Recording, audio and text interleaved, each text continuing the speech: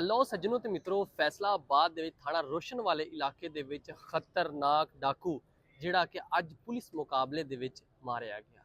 ਖਤਰਨਾਕ ਡਾਕੂ ਕੌਣ ਸੀਗਾ ਔਰ ਇਹਦੇ ਤੇ ਕਿੰਨੇ ਪਰਚੇ ਦਰਜ ਸੀਗੇ ਔਰ ਇਹ ਉਹ ਡਾਕੂ ਸੀਗਾ ਜਿਹੜਾ ਕਿ ਆਮ ਸ਼ਹਿਰੀਆਂ ਨੂੰ ਲੁੱਟਦਾ ਸੀਗਾ, ਲੁੱਟਣ ਦੇ ਨਾਲ ਉਹਨਾਂ ਨੂੰ ਗੋਲੀਆਂ ਮਾਰ ਕੇ ਕਤਲ ਵੀ ਕਰ ਦਿੰਦਾ ਗਿਆ ਸੀਗਾ। ਇਸ ਤੋਂ ਪਹਿਲੇ ਕੁਝ ਅਰਸਾ ਪਹਿਲੇ ਜਿਹੜਾ ਕਿ ASI ਅਬੈਦੁੱਲਾ ਜਿਹੜਾ ਕਿ ਰੇਡ ਕਰਨ ਵਾਸਤੇ ਇਹਨਾਂ ਦੇ ਕੋਲ ਗਿਆ ਸੀਗਾ ਔਰ ਕਿਉਂਕਿ ਇਹ ਮਨਸ਼ਿਆਤ ਫਰੋਸ਼ ਆ, ਮਨਸ਼ਿਆਤ ਦਾ ਵੀ ਇੱਧਰ ਉੱਧਰ ਲੈ ਕੇ ਜਾਂਦੇ ਆ। ASI ਜਦੋਂ ਉੱਥੇ ਪਹੁੰਚਦਾ ਇਹਨਾਂ ਨੂੰ ਛਾਪਾ ਮਾਰਨ ਵਾਸਤੇ ਔਰ ਉੱਥੇ ਫਾਇਰਿੰਗ ਹੁੰਦੀ ਹੈ। ਫਾਇਰਿੰਗ ਦੇ ਦੌਰਾਨ ਜਿਹੜਾ ASI ਅਬੈਦੁੱਲਾ ਸੀਗਾ ਉਹ ਉੱਥੇ ਸ਼ਹੀਦ ਹੋ ਜਾਂਦਾ ਸੀਗਾ।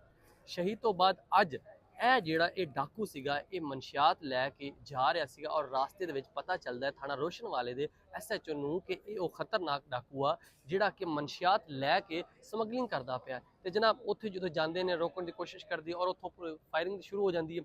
ਫਾਇਰਿੰਗ ਦੇ ਦੌਰਾਨ ਆਪਸ ਦੇ ਵਿੱਚ ਦੋਨਾਂ ਤਰਫੋਂ ਕਾਫੀ ਦੇਰ ਤੱਕ ਫਾਇਰਿੰਗ ਹੁੰਦੀ ਰਹਿੰਦੀ। ਫਾਇਰਿੰਗ ਤੋਂ ਬਾਅਦ ਪਤਾ ਚੱਲਦਾ ਹੈ ਕਿ ਜਿਹੜਾ ਉਹ ਡਾਕੂ ਸੀਗਾ ਆਪਣੇ ਹੀ ਸਾਥੀਆਂ ਦੀ ਗੋਲੀ ਲੱਗਣ ਦੇ ਨਾਲ ਮਰ ਗਿਆ ਹੈ। ਤੇ ਜਨਾਬ ਇਹ ਬਹੁਤ ਹੀ ਚੰਗਾ ਹੋਇਆ ਹੈ ਕਿਉਂਕਿ ਫੈਸਲਾਬਾਦ ਦੇ ਵਿੱਚ ਇਹ ਉਹ ਡਾਕੂ ਸੀ ਜਿਹੜਾ ਕਿ ਆਮ ਸ਼ਹਿਰੀ ਨੂੰ ਲੁੱਟਦਾ ਸੀਗਾ। ਹੁਣ ਕਿਉਂਕਿ ਪੁਲਿਸ ਬੜੀ ਮੁਤਹਰਕ ਹੋਈ ਫਿਰਦੀ ਹੈ, ਸ਼ਹਿਰੀ ਆਪਣੇ ਆਪ ਨੂੰ ਮਹਿਫੂਜ਼ ਸਮਝਣ ਕਿਉਂਕਿ ਪੁਲਿਸ ਨੇ ਇਹਨਾਂ ਡਾਕੂਆਂ ਨੂੰ ਹੁਣ ਨੱਥ ਪਾ ਦਿੱਤੀ ਹੈ। ਕੋਈ ਡਾਕੂ ਹੁਣ ਕਿਸੇ ਸ਼ਹਿਰੀ ਨੂੰ ਲੁੱਟ ਨਹੀਂ ਸਕੇਗਾ।